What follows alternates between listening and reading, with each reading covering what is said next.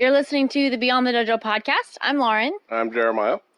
And the next few episodes, if everything goes according to plan, is going to be about Shodan, getting ready for Shodan, taking a Shodan exam, all that kind of fun Shodan jazz. Yes. Yeah. We actually just had a Shodan exam this weekend.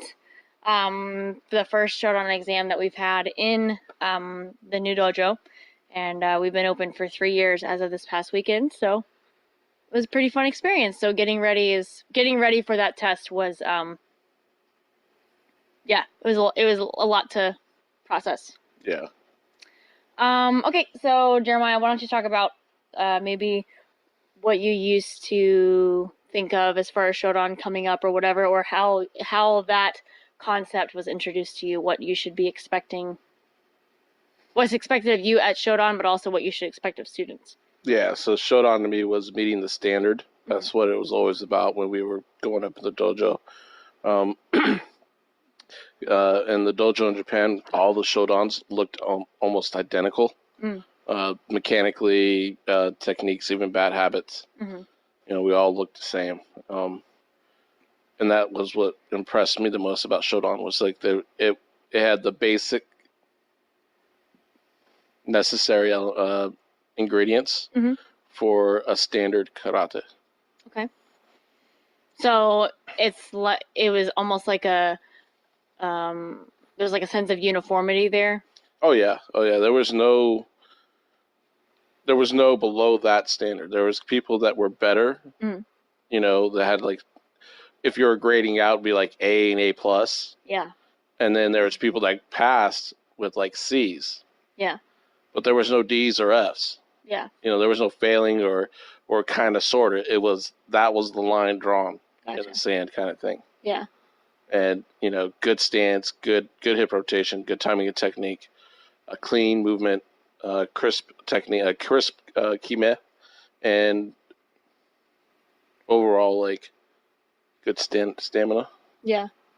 So when we were coming up, I mean, there were a few Shodans in the dojo, but I don't know. I was a kid, and we were just like, I guess we had the same Americanized idea that black belt is just something other, and it's all lumped together in one big. If you're a black belt, you're a black belt, and it's just amazing, and you're just incredible, and really, not really. It's just you're just kind of, you basically, like you said, you've reached a certain standard, but I didn't know that back then. Yeah. Yeah. Well, in Japanese dojos, you know, everything is very upfront. Yeah. You know, what categories you competed in, what teams you were on, it was all very upfront. So even with testing, when you would test for a black belt, they were, you know, you need to do this, this, and this. Before the exam or after you tested? Way before the exam. He would come in 6 months before the exam, and anybody close to Shodan level, he would watch, and then he would instruct, hey, you need to work. He would tell the instructor, our instructor, Shiba Sensei, what to work on, and then we would hear from Shiba Sensei, hey, this is what needs to be corrected. Is that what happened with you? Did you find out, did you know like 6 months ahead that you were going to be testing? Yeah. Okay. Yeah, it's pretty systemized over there. Yeah. Not in a bad way where, you know, you're pumping out black belts every year. It still is a minimum of 4 years for anybody to test for black belt. Yeah. And that was 6 hours a week. Yeah. So I equate that to like six years over here.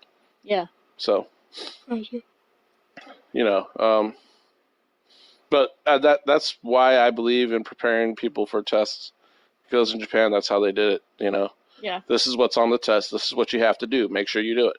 Yeah. So it's funny for us, like we knew about 6 or 7 months in advance that we were going to be having a Shodan exam, and I had been training for about 4 years at that point, I think, and then some of the other girls had been training for longer, and we were the first group of girls from our club to test to take a Shodan exam, or at least to pass a Shodan, at least as far as I can remember, or at least we were the youngest, and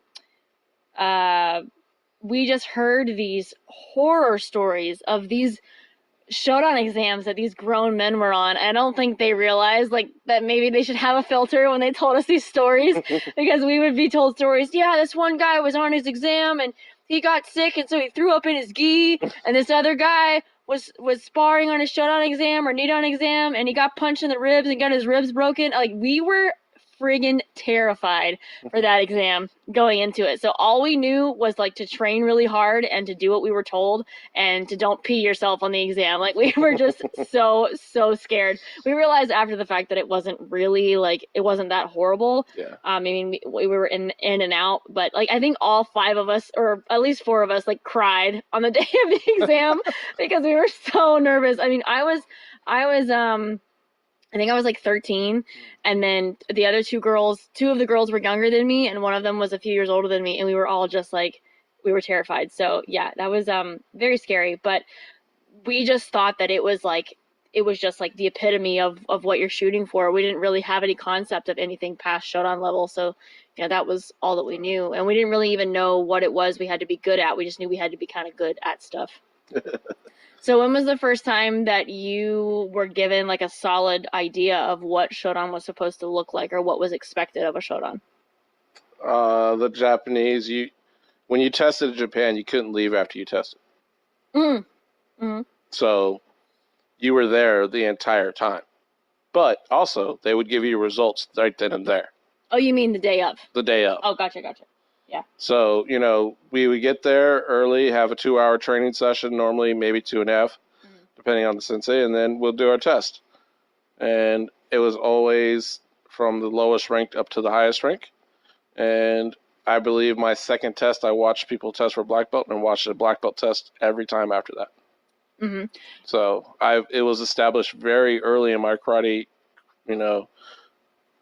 path that what a black belt looked like in that dojo. Gotcha. They were it was very systematic. I mean, they prepped, everything they did was with purpose. Yeah. Because they would literally have some of the booster clubs sitting with us that were younger and newer, and explaining what's going on. Now, these are black belts. Mm-hmm. This is what you're trying to be like. Look at that. Mm-hmm. It's weird, but they coached us. That's how they coached us. Yeah. See, it was very different for us because a lot of the black belts in our dojo were either a lot older than us or they didn't train as much. We didn't have a very large dojo. So it was a bit of a foreign concept. And really, even after that point, like, getting ready to test for other Dan ranks was like, I didn't even know what those other ranks looked like, much less like what I should be working on, because I just didn't know what was expected of that standard. It's funny, the first time I sat on a Q grading exam, I remember looking at the syllabus and I'm like reading through it and I'm like, this doesn't tell me anything.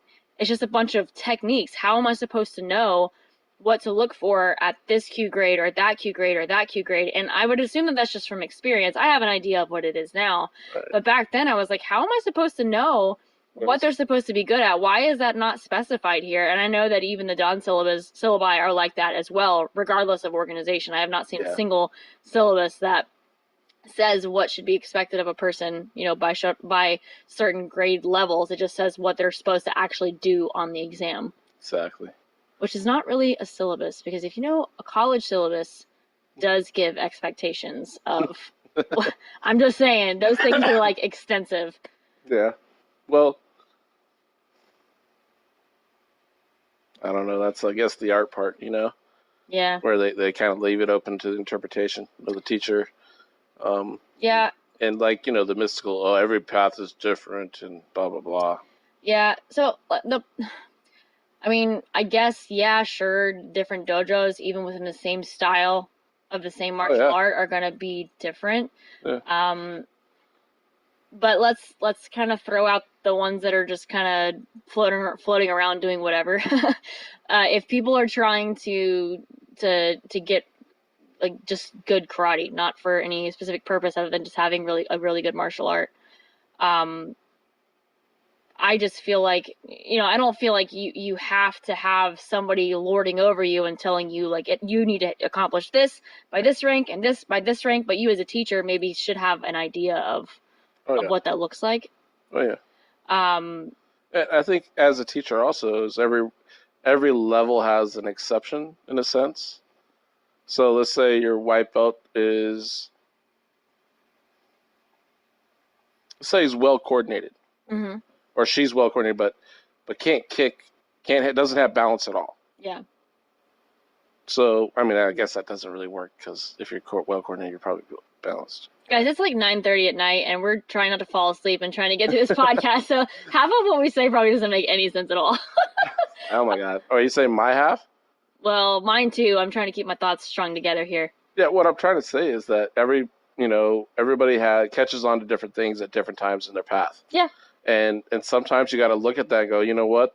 I want your stance to be better, but these things you're excelling. Your kata looks good for some reason, or maybe your Kihon sparring's better or whatever. Yeah, but I guess the question then becomes, okay, so at what point do you stop allowing that to slide? If they haven't gotten it, and they're advancing in rank, at what point do you stop that? Does it depend on how severe that problem is? Or is it by Shodan level?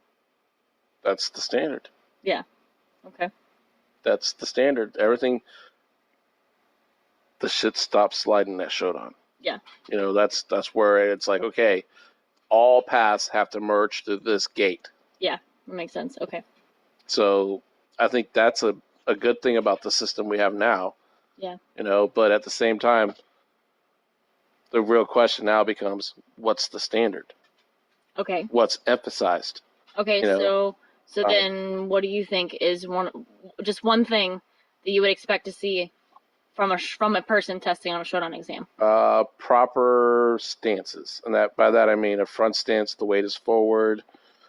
Your center's not in the middle, your center's forward, your weight's forward. Horse stance, your center's middle, your weight's in the middle. Back stance, your weight is back, your center's back, kind of thing. Mm-hmm. I don't want, the basic Kihon karate should have a very sound look. One thing. Okay. I gotta share a thing too. Work.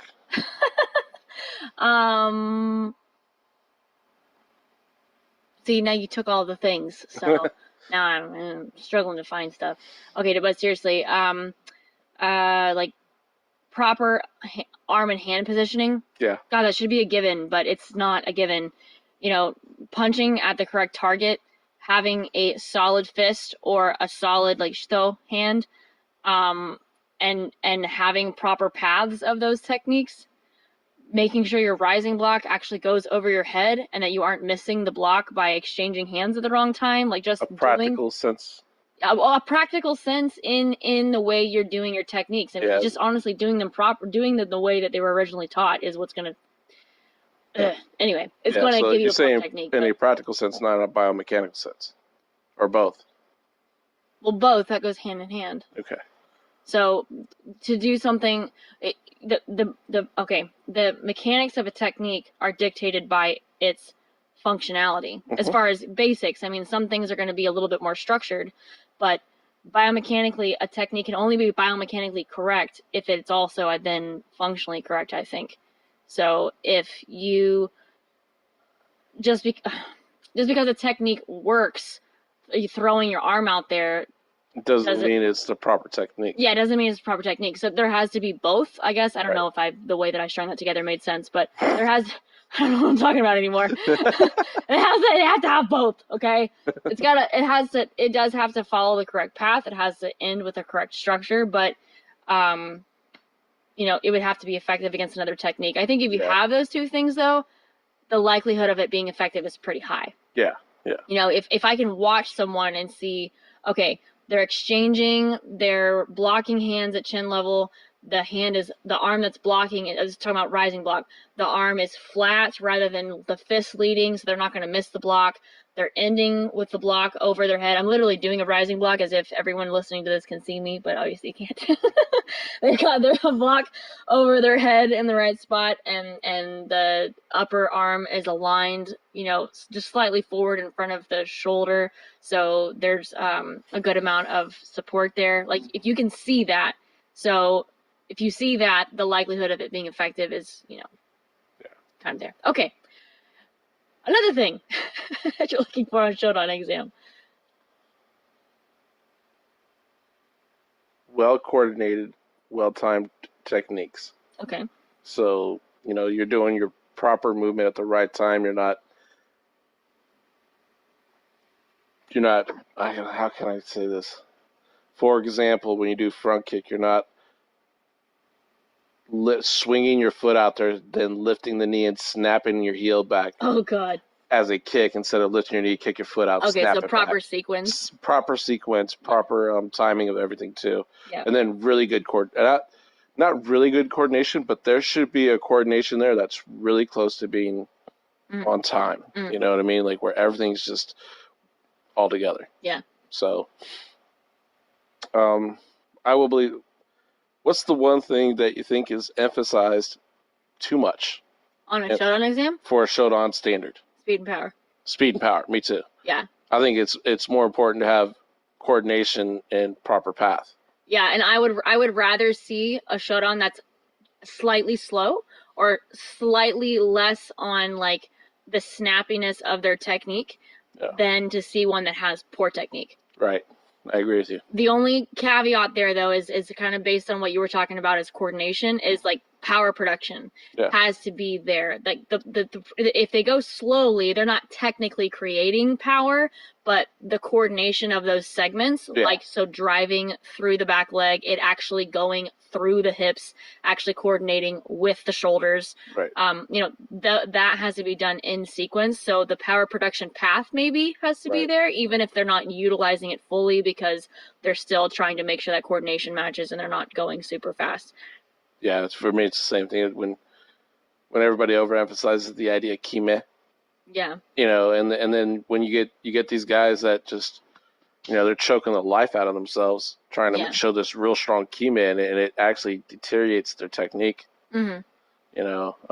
To me, that's just a disservice.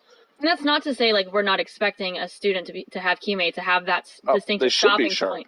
Yeah, they have to be able to stop their technique. They have to be able to show that like this is where my technique ends and the other person's body begins. I just don't want them to be overly trying to power and speed. Mm-hmm. There has to be some there, depending on the age though. Yeah. Let's be real. I mean, most of our people we're looking at testing was going to be their late teens. Yeah. Right? But we're going to have some senior adults. Yeah. So all of a sudden now the coordination and all that is to me more important than being able to show that you're fast and strong. Yeah. So.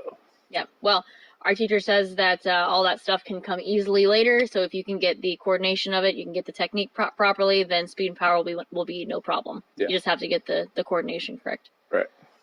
Is there any other? We did stances. Yeah. Arm techniques, power production, coordination. Is there anything else? And then targeting weapon. Yeah, said that.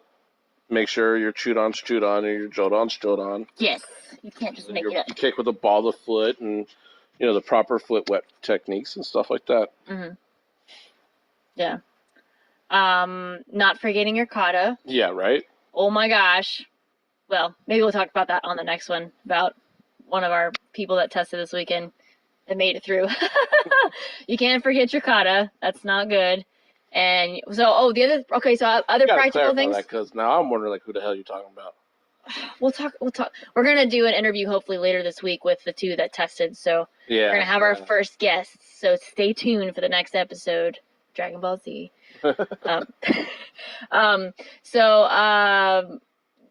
You have to. So other practical things you have to know.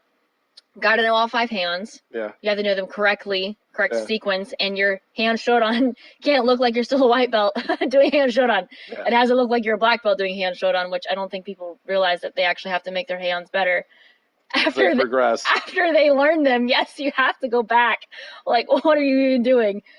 Your hands have to be there. You are supposed to know Teki Shodan, which is funny because on my Shodan exam, we had to do 1 randomly chosen hand kata, Teki Shodan, and Basarai. We had to do 3 katas, which always blew my mind after that you only had to do 2 on Dan exams. We were just weird.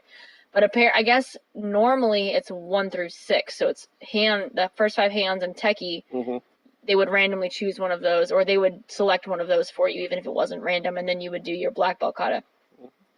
We would expect technically 5 hand katas, Teki Shodan, and then 1 black belt kata.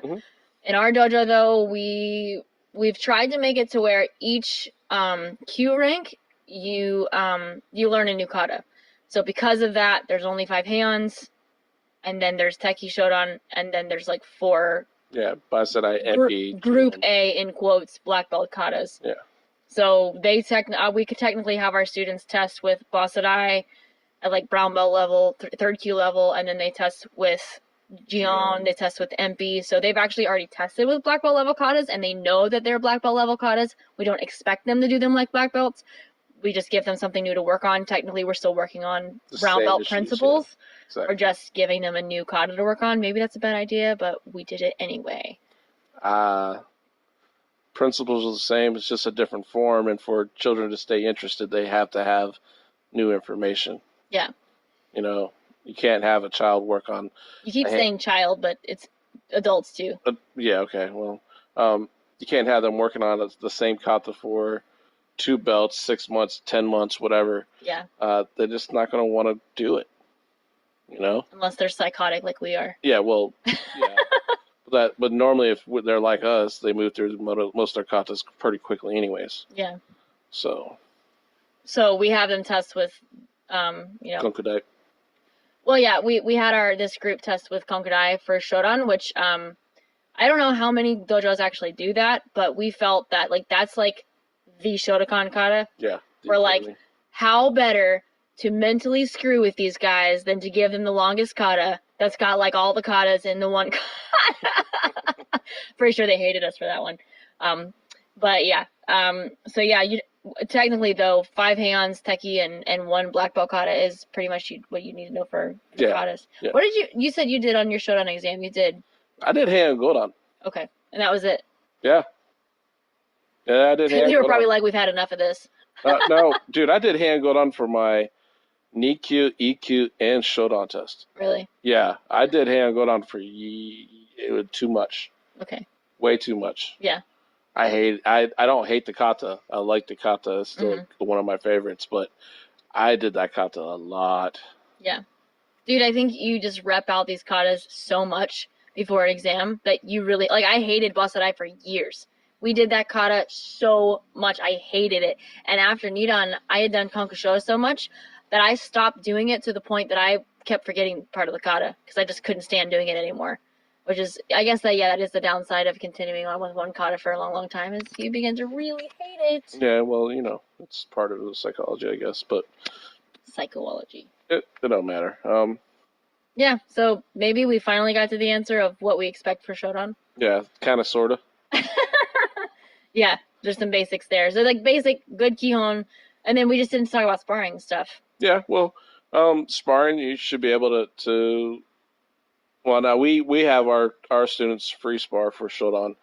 I just feel like it's, to me, I don't know. I feel. Why don't you talk about what happened last time?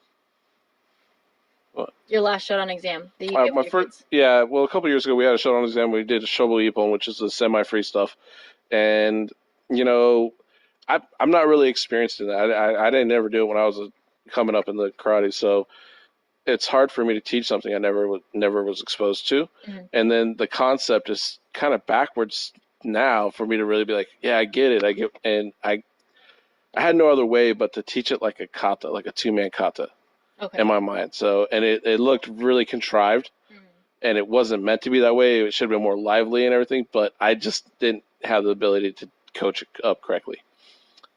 Moral to the story, or the problem of the story is this: the 2 guys that were testing, we needed someone to spar them, and they originally asked me, and then we had another friend step in, and happened to bust a dude's lip, one of the students' lip, and make it bleed pretty bad, all over the gym floor. Yeah, and in my personal opinion, and not to say that the process or the syllabus of that organization was right or wrong, in my personal opinion, I just felt like it's so much better just to teach them how to spar and let them get used to being punched at and stuff in class and not have to worry about the formality of it all. Yeah. Because if sparring is supposed to break away from form, how do you break away from form when you're forcing form onto... So this is my perspective of it, because I came up not the same way that you did, but we didn't really do a lot of anything sparring, nothing free. in our dojo at all when I was coming up, and like to do one step free sparring on our Shodan exam, which I'm pretty sure is what we did, was like terrifying. I'm pretty sure that's what we did. We might have done free sparring, but I think it was one step semi free or whatever. And the idea I think is supposed to be that it's free sparring. It's just that the person attacking is only doing one attack, and the defender has to quickly get the defense and a counter in, and then you separate, and you treat it like extremely short bursts of free sparring. It's just that to teach that is really, well, it's called semi-free. It's supposed to be called semi-free sparring. Yes, thank you, dear. Yeah, but I mean, thank you for informing. But the problem with the concept that we have found is that it's just hard to teach it to keep people. I don't know, I guess once you've done through like Kihon Kumite for so long, and then you're trying to now make that freer and not freeze after you attack, which I don't really know. We get different stories. Some people say you're supposed to attack and then freeze at the end of the attack, and then you separate. Some people say you just attack it. I don't know. Anyway, so we just gave up and we just had them free spar. Yeah, well, because they free spar more in class than they do anything else. Yeah. We do a lot of kata kumite. I'm saying like semi free sparring or one step. You know, we have nights where we just might slow free spar for the entire class. Yeah. By slow, we mean slow. Like super slow. Like, yeah, there should be no speed at all because. Yeah, it's just soft learning. Yeah. Yeah, soft learning, experiential. Yeah. And it seems that they handled their own. Our two students this past weekend handled their own. I mean, we didn't hold back. I mean, well, we didn't full on, but we didn't hold back either. Yeah. You know, we put the pressure on them. We kept them at it. They had good distance. They timed their counters very well. And they understood strategy. And that's what we're kind of looking at, is the basic understanding of free sparring and the ability to see an opportunity and take it. And they both displayed that. Yeah. That's no different than any other requirement on Kumite to me. Yeah. So. Yay! Hey.